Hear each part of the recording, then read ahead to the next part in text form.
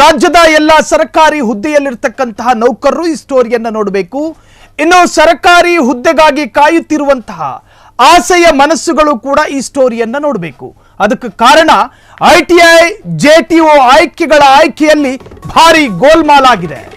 ITI JTO ಆಯ್ಕೆಯಲ್ಲಿ ಭಾರಿ ಗೋಲ್ಮಾಲ್. 250ಕ್ಕೂ ಹೆಚ್ಚು ಅರ್ಹ ಅಭ್ಯರ್ಥಿಗಳ ಸಂಸಾರ ಬಿತ್ತು ಬೀದಿಗೆ. ವಿದ್ಯಾರ್ಹತೆ ಮತ್ತು ಸೇವಾನುಭವ ಎಂಬ ನಿಯಮದ ಕಡೆಗಣನೆ, ಕೇವಲ ಮಾರ್ಕ್ಸ್ ಪರಿಗಣಿಸಿ KPSC ಇಂದ ನೇಮಕಾತಿ. 100ಕ್ಕೂ ಹೆಚ್ಚು ಅಭ್ಯರ್ಥಿಗಳಿಂದ ನಕಲಿ ಸೇವಾನುಭವ ಪತ್ರ. ಅಧಿಕಾರಿಗಳ ಗಮನದಲ್ಲಿದ್ರೂ ಕೂಡ ಡೋಂಟ್ ಕೇರ್. ನೈಜತೆ ತಪಾಸಣೆಗಾಗಿಯೇ ಹೊಸ ಹಾಜರಾತಿ ಪುಸ್ತಕವನ್ನ ಸೃಷ್ಟಿ ಮಾಡ್ತಾರೆ. ರಜಾ ಸಾರ್ವತ್ರಿಕ ರಜೆ ದಿನಗಳಲ್ಲೂ ನಕಲಿ ಹಾಜರಾತಿ ಪುಸ್ತಕದಲ್ಲಿ ಸಹಿ ಪ್ರತ್ಯಕ್ಷ ಆಗುತ್ತೆ. ಏಕಕಾಲದಲ್ಲಿ ಎರಡೆರಡು ಕಡೆ ಕೆಲಸ ನಿರ್ವಹಿಸಿದಂತೆ ತೋರಿಸಿರುವಂತಹ ದಾಖಲೆ. ನಕಲಿ ಸೇವಾನುಭವದ ಆಧಾರದಲ್ಲಿ ಸರ್ಕಾರಿ ಹುದ್ದೆ ಪಡೆಯೋದು ಅಪರಾಧ ಅಲ್ವಾ? ನಕಲಿ ಸೇವಾನುಭವ ಅಭ್ಯರ್ಥಿಗಳ ಬಗ್ಗೆ ವರದಿ ಇದ್ದರೂ ಕ್ರಮ ಆಗಿಲ್ಲ ಯಾಕೆ? JD ವೆರಿಫೈ ಮಾಡಿ ಬೋಗಸ್ ಎಂದರು, ರೀಡು ಪಟ್ಟಿಯಿಂದ ಅನರ್ಹರನ್ನ ಕೈ ಬಿಟ್ಟಿಲ್ಲ ಯಾಕೆ? ನೇಮಕಾತಿ ಅಧಿಸೂಚನೆ ಹೊರಡಿಸಿದ ನಂತರ C&R ಬದಲಾವಣೆ ಮಾಡಬಹುದಾ? ಸರ್ಕಾರ ಮತ್ತು ಕೋರ್ಟ್ ಆದೇಶವಿದ್ದರೂ KPSC ಅಧಿಕಾರಿಗಳು ನಿರ್ಲಕ್ಷ್ಯ ವಹಿಸ್ತಿರೋದು ಯಾಕೆ?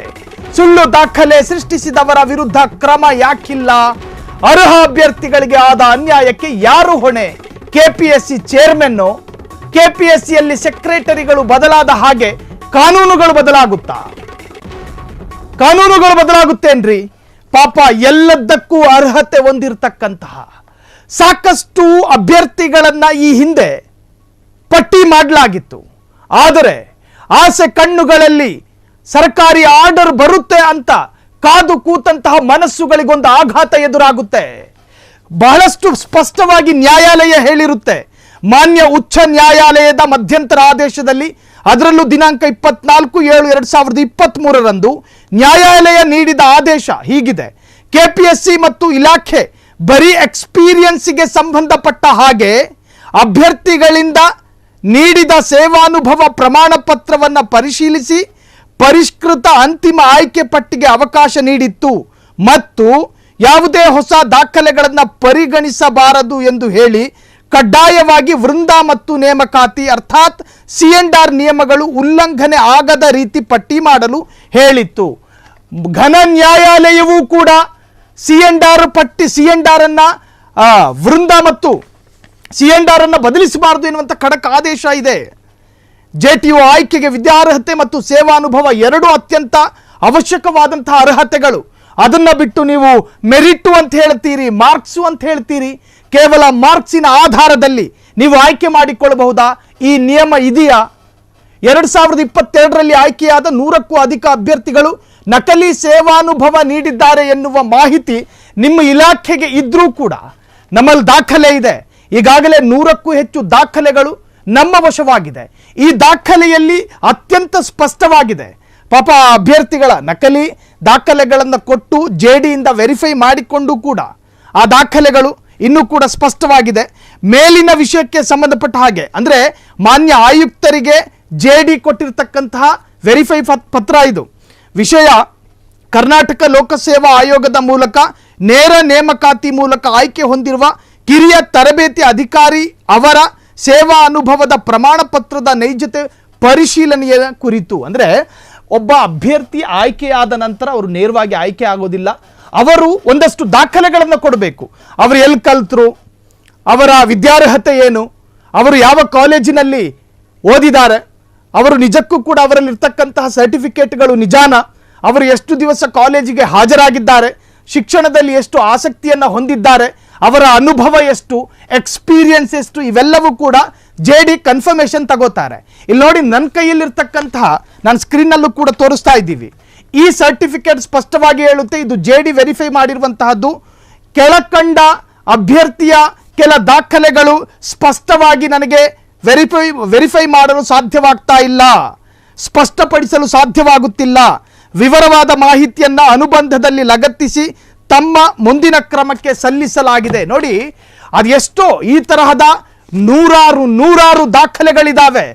ಅನರ್ಹ ಅಭ್ಯರ್ಥಿಗಳನ್ನ ಆಯ್ಕೆ ಮಾಡಿಕೊಳ್ಳೋದಕ್ಕೋಸ್ಕರ ಅನರ್ಹ ಅಭ್ಯರ್ಥಿಗಳೇ ಸಬ್ಮಿಟ್ ಮಾಡಿರ್ತಕ್ಕಂತಹ ಬೋಗಸ್ ದಾಖಲೆಗಳನ್ನ ಇಟ್ಕೊಂಡು ಅರ್ಹ ಯೋಗ್ಯಸ್ಥ ವಿವೇಚನೆ ಇರ್ತಕ್ಕಂತಹ ಸರ್ಕಾರಿ ಹುದ್ದೆಗೆ ಡಿಸರ್ವ್ಡ್ ಆಗಿರ್ತಕ್ಕಂತಹ ಅದೆಷ್ಟೋ ಅಭ್ಯರ್ಥಿಗಳ ಸಂಸಾರ ಇವತ್ತು ಬೀದಿಗೆ ಬಿದ್ದಿದೆ.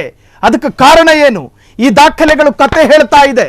ಹಾಗಾದ್ರೆ ಈ ಇಲಾಖೆಯಲ್ಲಿ ಇದಕ್ಕೆ ಕೌಶಲ್ಯಾಭಿವೃದ್ಧಿ ಸಚಿವರು ಕೂಡ ಉತ್ತರ ಕೊಡಬೇಕು. ಈ ಇಲಾಖೆಯಲ್ಲಿ ಒಳಗೊಳಗೆ ನಡೀತಾ ಇರತಕ್ಕಂತಹ ಅಕ್ರಮಗಳಿಗೆ ಕಾರಣ ಏನು? ಈ ಹಿಂದೆ ಇದ್ದಂತಹ ಸೆಕ್ರೆಟರಿಗಳ ಬಗ್ಗೆಯೂ ಕೂಡ ಸಾಕಷ್ಟು ಒಳ್ಳೆಯ ಅಭಿಪ್ರಾಯಗಳಿದಾವೆ. ಸೆಕ್ರೆಟರಿ ಬದಲಾದ ಕೂಡಲೇ ಕಾನೂನುಗಳು ಬದಲಾಗ್ತಾವ ಅಂತ ಹೇಳಿ ಸಂತ್ರಸ್ತರು ಕೇಳ್ತಾ ಇದ್ದಾರೆ. ಇದು ಯಾವುದೂ ಕೂಡ ಫ್ರೀಡಂ ಟಿವಿಯ ನಿರ್ಧರಿತ ಸಾಲುಗಳನ್ನು ಉಚ್ಚರಿಸ್ತಾ ಇಲ್ಲ. ನಮ್ಮ ಬಳಿ ಸಂತ್ರಸ್ತರು ಕೊಟ್ಟಿರ್ತಕ್ಕಂತಹ ಅಧಿಕೃತ ಸರ್ಕಾರಿ ದಾಖಲೆಗಳನ್ನು ಇಟ್ಕೊಂಡು ಕೇಳ್ತಾ ಇದ್ದೀವಿ. ಅನರ್ಹರು ಬೀದಿ ಪಾಲಾಗಿದ್ದಾರೆ. ಇದು ಜನಸಾಮಾನ್ಯರ ಶಕ್ತಿ ಫ್ರೀಡಂ ಟಿವಿ. ಅರ್ಹತೆ ಇರ್ತಕ್ಕಂತಹ ವ್ಯಕ್ತಿಗಳಿಗೆ, ಅರ್ಹತೆ ಇರ್ತಕ್ಕಂತಹ ಅಭ್ಯರ್ಥಿಗಳಿಗೆ ಅನ್ಯಾಯ ಆಗೋದನ್ನ ಸಹಿಸೋದಿಲ್ಲ. ಅನ್ಯಾಯ ಆಗೋದನ್ನ ಫ್ರೀಡಂ ಟಿವಿ ಸಹಿಸೋದಿಲ್ಲ. ಅಧಿಕೃತ ದಾಖಲೆಗಳು ಕಥೆ ಹೇಳ್ತಾ ಇದೆ. ಜೆಡಿ ಅಧಿಕಾರಿ ಅಭ್ಯರ್ಥಿಗಳ ಏನು ಸೇವಾನುಭವ ಪತ್ರ ಅಥವಾ ದಾಖಲೆಗಳ ಪರಿಶೀಲಿಸುವಂತಹ ಸಂದರ್ಭದಲ್ಲಿ ಅದು ಬೋಗಸ್ ಎನ್ನುವುದು ಅವರಿಗೆ ಖಚಿತ ಆದ ಮೇಲೆ ಈ ಅಭ್ಯರ್ಥಿಯ ದಾಖಲೆ ಮೇಲೆ ಸಂಶಯ ಇದೆ ಅಂತ ಹೇಳಿ ಅವರೇ ಕೊಟ್ಟಿರ್ತಕ್ಕಂತಹ ಲೆಟರ್ಗಳಿದು. ಅಷ್ಟೇ ಯಾಕೆ, ನ್ಯಾಯಾಲಯವು ಹೇಳಿದ್ದೇನು? ಸಿಎಂಆರ್ ಬದಲಾವಣೆ ಮಾಡಬಹುದಾ? ನಿಮಗೆ ಇಚ್ಛೆ ಬಂದ ಹಾಗೆ ನೀವು ಇಷ್ಟಪಟ್ಟಂತೆ ಸಿಎಂಆರ್ ಅನ್ನ ಬದಲಾವಣೆ ಮಾಡಬಹುದಾ? ಮಾಡೋದಕ್ಕೆ ಸಾಧ್ಯನಾ? ನಿಮ್ಮಲ್ಲಿ ಕೇಳಿಕೊಳ್ಳುವಂತಹ ಸಾಕಷ್ಟು ಪ್ರಶ್ನೆಗಳಿದ್ದಾವೆ. ಒಂದು, ನೇಮಕಾತಿ ಅಧಿಸೂಚನೆಯನ್ನ ಹೊರಡಿಸಿದ ನಂತರ ನೇಮಕಾತಿ ಪ್ರಕ್ರಿಯೆಗಳು ಹಲವು ಹಂತಗಳನ್ನು ದಾಟಿದ ಮೇಲೆ ವೃಂದ ಮತ್ತು ನೇಮಕಾತಿ ನಿಯಮಗಳನ್ನು ಬದಲಿಸಬಾರದು ಅನ್ನೋದು ಸರ್ಕಾರ ಮತ್ತು ನ್ಯಾಯಾಲಯದ ಆದೇಶ. ಆ ಆದೇಶವನ್ನು ಉಲ್ಲಂಘನೆ ಮಾಡಿದ್ದಾರೆ ಕೆಲ ಅಧಿಕಾರಿಗಳು. ಆ ಆದೇಶಗಳನ್ನು ಉಲ್ಲಂಘನೆ ಮಾಡಿದ್ದಾರೆ. ಸುಪ್ರೀಂ ಕೋರ್ಟ್ ಕೂಡ ಅನೇಕ ಬಾರಿ ತೀರ್ಪುಗಳಲ್ಲಿ ಇದನ್ನೇ ಉಚ್ಚರಿಸಿದೆ. ಆದರೆ 2018ರಲ್ಲಿ ಕೆಪಿಎಸ್ಸಿ ಕೈಗಾರಿಕಾ ತರಬೇತಿ ಮತ್ತು ಉದ್ಯೋಗ ಇಲಾಖೆಯಲ್ಲಿ ಕಿರಿಯ ತರಬೇತಿ ಅಧಿಕಾರಿ ಹುದ್ದೆಗೆ ಅಧಿಸೂಚನೆಯನ್ನು ಹೊರಡಿಸಿ 2022ರಲ್ಲಿ ಅಂತಿಮ ಪಟ್ಟಿ ಪ್ರಕಟಿಸಿದೆ. ಈ ಮಧ್ಯೆ 200ಕ್ಕೂ ಹೆಚ್ಚು ಅಧಿಕಾರಿಗಳಿಗೆ ನೇಮಕಾತಿ ಆದೇಶ ನೀಡಿದ ಮೇಲೂ ಕೂಡ 2023ರಲ್ಲಿ ಇಲಾಖೆಯ ಘನ ಉಚ್ಚ ನ್ಯಾಯಾಲಯದ ಆದೇಶವಿದೆ ಎನ್ನುವ ನೆಪದಲ್ಲಿ ಕೆಪಿಎಸ್ಸಿ ಹಾಗೂ ಇಲಾಖೆ ಜೊತೆಗೂಡಿ ಸಿಎಂಆರ್ ಸಡಿಲಿಸಿದೆ. SOPಯನ್ನ ಬದಲಿಸಿ ಅದರಲ್ಲಿದ್ದಂತಹ 20 ಅಂಶಗಳನ್ನು ತಮಗೆ ಬೇಕಾದ ಹಾಗೆ ತಿರುಚಿ ಮರು ನೇಮಕಾತಿಗೆ ಅವಕಾಶ ಕಲ್ಪಿಸಿಕೊಂಡು ಸ್ವಯಂ ಅವಕಾಶವನ್ನು ಕಲ್ಪಿಸಿಕೊಟ್ಟಿರುವಂತಹದ್ದು. ಸಿಎಂಆರ್ ಬದಲಿಸೋದಾಗಲಿ SOPಯನ್ನ ಸೃಷ್ಟಿ ಮಾಡೋದಾಗಲಿ ಸಲ್ಲದು. ಅದು ಸಮ್ಮತಿ ಇಲ್ಲದೆ ಇರತಕ್ಕಂತಹದ್ದು. ನ್ಯಾಯಾಲಯದ ಆದೇಶದಂತೆ ಅರ್ಹರಿಗೆ ಅವಕಾಶ ಸಿಗಲಿ, ಅದರಲ್ಲಿ ಯಾವ ನಕಾರವೂ ಇಲ್ಲ, ನಮ್ಮದು ಯಾವ ಅಭ್ಯಂತರವೂ ಇಲ್ಲ, ಯಾವ ಅಭ್ಯಂತರವೂ ಇಲ್ಲ. ಆದರೆ ಅನರ್ಹರನ್ನ ತೆಗೆದುಕೊಳ್ಳೋದಕ್ಕೆ ಪ್ರಭಾವಿಗಳು ನಿಮ್ಮ ಮೇಲೆ ಪ್ರಭಾವ ಬೀರಿದಾಗ ಅನರ್ಹರಿಗೂ ನೀವು ಆಯ್ಕೆ ಅವಕಾಶವನ್ನು ಕೊಡ್ತೀರಿ ಅನ್ನೋದಾದ್ರೆ ಅರ್ಹತೆ ಇರತಕ್ಕಂತಹ ಸಾಕಷ್ಟು ಸಂಸಾರ ಬೀದಿಗೆ ಬಿದ್ದಿದೆ. ಫ್ರೀಡಂ ಟಿವಿಯ ಜೊತೆ ಕಣ್ಣೀರಿಟ್ಕೊಂಡು ಕೇಳ್ತಿದ್ದಾರೆ. ಇನ್ನೇನು ಕೆಲವೇ ದಿವಸಗಳಲ್ಲಿ ಆ ಅನರ್ಹರಿಗೆ ಆರ್ಡರ್ ಸಿಗೋ ಸಾಧ್ಯತೆಗಳಿದಾವೆ, ಅವರಿಗೆ ಸರ್ಕಾರಿ ಹುದ್ದೆ ಸಿಗುವ ಸಾಧ್ಯತೆಗಳಿದೆ. ಹಾಗಾದ್ರೆ ಅರ್ಹರ ಕತೆ ಏನು? ಅವರ ಜೀವನ ಸಾಕಷ್ಟು ಸಾಲ ಸೂಲ ಮಾಡ್ಕೊಂಡು ಈ ಕೆಲಸಕ್ಕಾಗಿ ದಿನನಿತ್ಯ ವಕೀಲರನ್ನ ಹಿಡ್ಕೊಂಡು ಕೋರ್ಟಿಗೆ ಹೋಗಿ ಕಣ್ಣೀರಿಡ್ತಿರ್ತಕ್ಕಂತಹ ಆ ಬಡಪಾಯಿ ನ್ಯಾಯದ ನಿರೀಕ್ಷೆಯಲ್ಲಿರ್ತಕ್ಕಂತಹ ಅರ್ಹತೆ ಇರುವಂತಹ ಅಭ್ಯರ್ಥಿಗಳೇ ಮೋಸ ಆಗಕೂಡದು. ಫ್ರೀಡಂ ಟಿವಿ ಬಯಸೋದು ಅದೇ. ನಾವು ಅದಕ್ಕೆ ಸಂಬಂಧಪಟ್ಟ ಹಾಗೆ ಸೆಕ್ರೆಟರಿ ಜೊತೆ ಮಾತನಾಡಿದ್ವಿ. ಅವರು ಕೂಡ ನಾವು ಕೇಳ್ತಾ ಇದ್ದೀವಿ, ಈ ತರಹದೊಂದು ಆರೋಪ ಬಂದಿದೆ, ಅವರ ಉತ್ತರವನ್ನು ಒಂದ್ಸತಿ ಕೇಳಿಸ್ಕೊಳ್ಳಿ. ಸ್ವಯಂ ಅವರೇ ಹೇಳಿರುವಂತ ನೀವು ಆಯ್ಕೆಯಲ್ಲಿ ಒಂದಷ್ಟು ಅನರ್ಹರನ್ನ ಆಯ್ಕೆ ಮಾಡಲಾಗಿದೆ ಅನ್ನೋ ಒಂದು ಆರೋಪ ಇದೆ ಸರ್. ಅದಕ್ಕೆ ಸಂಬಂಧಪಟ್ಟ ಹಾಗೆ ಒಂದಷ್ಟು ಅರ್ಹ ಅಭ್ಯರ್ಥಿಗಳು ನಮ್ಮ ಜೊತೆ ಡಾಕ್ಯುಮೆಂಟ್ ಕೊಟ್ಟಿದ್ದಾರೆ. ಅದರಲ್ಲಿ ಏನು ಉಲ್ಲೇಖ ಇದೆ ಅಂತ ಹೇಳಿದ್ರೆ ಸರ್, JD ಕಡೆಯಿಂದ ವೆರಿಫೈ ಆಗಿದೆ, ಅಂದ್ರೆ ಇಂತಹ ಒಂದು ಅಭ್ಯರ್ಥಿಯ ಸರ್ಟಿಫಿಕೇಟ್ ಬೋಗಸ್ ಅಂತ ಹೇಳಿ JD ಕಡೆಯಿಂದ ವೆರಿಫೈ ಆಗಿದ್ರು ಕೂಡ ರೀಡು ಅಲ್ಲಿ ಅವರ ಹೆಸರು ಇನ್ನೂ ಕೂಡ ಹಂಗೆ ಇದೆಯಂತೆ ಸರ್. ಸರ್ ಈ ಬಗ್ಗೆ ನಿಮ್ಮ ಗಮನಕ್ಕೆ ಬಂದಿದೆಯಾ ಸರ್ ಇದು? ಇಲ್ಲ ಇಲ್ಲ ಏನ್ ಸರ್? ಅಂದ್ರೆ ಇದು ನಿಮ್ ಗಮನಕ್ಕೆ ಬಂದಿಲ್ಲ? ಈಗ ಎರಡೆರಡು ಕಡೆ ಒಂದೇ ಟೈಮಲ್ಲಿ ಕೆಲಸ ಮಾಡ್ತಾ ಇದ್ದವರು ಕೂಡ ರೀಡುವಲ್ ಬಂದಿದ್ದಾರೆ ಅನ್ನೋ ಒಂದು ಇದಿದೆ. ನೋಡಿ, ಇದು DPAR ಸೆಕ್ರೆಟರಿ ಆದಂತಹ ಡಾಕ್ಟರ್ ಜಗದೀಶ್ ಜೊತೆ ನಾವು ಮಾತನಾಡಿದಂತಹ ಸಂದರ್ಭದಲ್ಲಿ ಅತ್ಯಂತ ನಿರ್ಲಕ್ಷ್ಯವಾದಂಥ ಉತ್ತರ ಅನ್ಸುತ್ತಿದ್ದು, ಅತ್ಯಂತ ಅಮಾಯಕ ಉತ್ತರ ಇದು. ಸೊ ಸಂತ್ರಸ್ತರ ಗೋಳು ಯಾರು ಕೇಳ್ತಾರೆ? ಹಾಗಾಗಿ ಇದರ ವೆರಿಫೈ ಆಗಬೇಕು. ಈಗಾಗಲೇ ಬಂದಿರತಕ್ಕಂಥ ಫೈನಲ್ ಆಗಿರುವಂಥ ಅಭ್ಯರ್ಥಿಗಳ ದಾಖಲಾತಿಗಳನ್ನು ಮರುಪರಿಶೀಲನೆಗೆ ಒಳಪಡಿಸಬೇಕು. ಅರ್ಹರಿಗೆ ಅನ್ಯಾಯ ಆಗಬಾರದು. ಇದಕ್ಕೆ ಸಂಬಂಧಪಟ್ಟ ಹಾಗೆ ಸಾಕಷ್ಟು ಸಂತ್ರಸ್ತರು ಕೂಡ ನಮ್ಮ ಜೊತೆ ಅವರ ನೋವನ್ನು ತೋಡ್ಕೊಂಡಿದ್ದಾರೆ. ಹಾಗಾದರೆ ಸಂತ್ರಸ್ತರು ಹೇಳಿದ್ದೇನು ನೋಡ್ಕೊಂಡು ಬರೋಣ. ನನ್ನ ಹೆಸರು ಸುಗಾಶಿನಿ ಅಂತ, ಕೋಲಾರಿಂದ ಬರ್ತಾ ಇದ್ದೀನಿ. ನನ್ನ ಕಷ್ಟಕ್ಕಾಗಿ, ನನ್ನ ಕೆಲಸಕ್ಕಾಗಿ ಇಷ್ಟು ದೂರ ಹುಡ್ಕೊಂಡು ಬಂದಿದ್ದೀನಿ. ಬಟ್ ಇನ್ನೂ ಫಲ ಸಿಕ್ಕಿಲ್ಲ. 2018 ಎಕ್ಸಾಮ್ ಮಾಡಿ 2025 ಅರ್ಧದಲ್ಲಿ ಬಂದು ನಿಂತ್ಕೊಂಡಿದ್ದೀನಿ. ಇನ್ನೂ ಕೆಲಸ ಸಿಕ್ಕಿಲ್ಲ. ಕೆಲಸ ಸಿಗಬೇಕು ಅಂತ ಬಂದು ನಿಂತ್ಕೊಂಡಿದ್ದೀನಿ. ನಮಗೆ ತುಂಬ ಅನ್ಯಾಯ ಆಗಿದೆ. ಆ ಅನ್ಯಾಯನ ಹೇಳ್ಕೊಳ್ಳೋಕ್ಕೆ ಮಾತಿಲ್ದಿರ ಒದ್ದಾಡ್ತಾ ಇದ್ದೀನಿ ಇಲ್ಲಿ. There is no words to express my feelings. How to express through words. ಕೆಲಸಕ್ಕೆ ಸೆಲೆಕ್ಷನ್ ಕಮಿಟಿ ಸೆಲೆಕ್ಟ್ ಮಾಡಿ ನಮ್ಮನ್ನು ಈಗ ಬಿಸಾಕಿದ್ದಾರೆ. ನಮಗೆ ಜೀವನ ಇಲ್ದಿರ ಮಾಡಿದ್ದಾರೆ. ನಾವು ಏನು ಮಾಡೋದು, ಮುಂದೆ ನಮ್ಮ ಭವಿಷ್ಯ ಏನಂತ ನಮಗೆ ಗೊತ್ತಿಲ್ಲ. ಆಲ್ರೆಡಿ ವಯಸ್ಸಾಗಿದೆ. ಇನ್ನು ಎಷ್ಟು ವರ್ಷ ಕಾಯೋದಂತ ಗೊತ್ತಾಗ್ತಾ ಇಲ್ಲ. ಮುಂದೆ ಏನು ಮಾಡೋದಂತನೂ ಗೊತ್ತಾಗ್ತಾ ಇಲ್ಲ. ಪಾಸ್ಟ್ 3 ಇಯರ್ಸಿಂದ ನಮ್ಮ ಡಾಕ್ಯುಮೆಂಟ್ಸ್ ಎಲ್ಲ ನಮ್ಮ ಡಿಪಾರ್ಟ್ಮೆಂಟಲ್ಲಿದೆ. ಅದಕ್ಕೆ ಉತ್ತರ ಕೊಡೋಕ್ಕೆ ಯಾರೂ ಇಲ್ಲ. ನಾಳೆ ಅನ್ನೋದು it's an question mark for us. ನಾವು ಕೇಳ್ತಾ ಇದ್ದೀವಿ. ಕಾಲ್ಫರ್ ಮಾಡಿದಾಗ 1520 ಕಾಲ್ಫರ್ ಆಯಿತು. ಈಗ ಹೈಕೋರ್ಟಲ್ಲಿ, ಸುಪ್ರೀಂ ಕೋರ್ಟಲ್ಲಿ 1900 ಪೋಸ್ಟ್ ಇದೆ ಅಂತ ಸಬ್ಮಿಟ್ ಮಾಡಿದ್ದಾರೆ ಡಿಪಾರ್ಟ್ಮೆಂಟಲ್ಲಿ.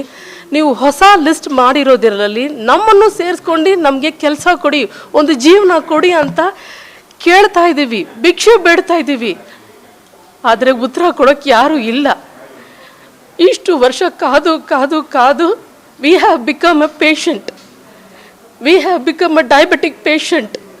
V have become in frustration, ಡಿಪ್ರೆಷನಲ್ಲಿ ಇದ್ದೀವಿ. ನಮ್ಮಿಂದ ನಮ್ಮ ಫ್ಯಾಮಿಲಿಯಲ್ಲಿ, ಈ ಸೊಸೈಟಿಯಲ್ಲಿ ಎಲ್ಲಿ ಬದುಕಕ್ಕೆ ಆಗ್ತಾ ಇಲ್ಲ. ನಮಗೆ ದಾರಿ ಗೊತ್ತಾಗ್ತಾ ಇಲ್ಲ. ಕಾಡಿನಲ್ಲಿ ಇರೋ ಥರ ಇದೆ. ಮುಂದೆ ನಮ್ಮ ಜೀವನ ಏನಂತ ಗೊತ್ತಾಗ್ತಾ ಇಲ್ಲ. ಎಲ್ಲಿ ಹೋದರೆ, ಯಾರನ್ನ ಕೇಳಿದ್ರೆ ಒಂದು ದಾರಿ ಸಿಗುತ್ತೆ ಅಂತ ಹುಡುಕ್ತಾ ಇದ್ದೀವಿ. ದೇವ್ರ ಹತ್ರ ಕೇಳೋದ, ಅಧಿಕಾರಿಗಳ ಹತ್ರ ಕೇಳೋದ, ಯಾರ ಹತ್ರ ಹೋಗಿ ಮಾತಾಡೋದಂತ ಗೊತ್ತಾಗ್ತಾ ಇಲ್ಲ.